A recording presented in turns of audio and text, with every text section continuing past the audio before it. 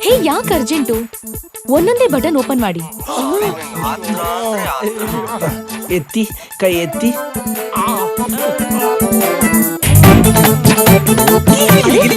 ಏನ್ ಮಾಡ್ತಿದ್ದೀರಾ? ಎತ್ತಿ ಅರೆ ನೋಡ್ಕೊಂಡು ಹಾಕಿ, ಬೆರಳು ಸಿಕ್ಕಾಕೊಂಡಿದೆ. ಮೆಲ್ಲಿಗೆ. ನಿಧಾನ. ಆಯ್ತು, ನಾನು ಅದಕ್ಕೆ ನೋಡ್ಕೊಂಡು ಹಾಕಿ.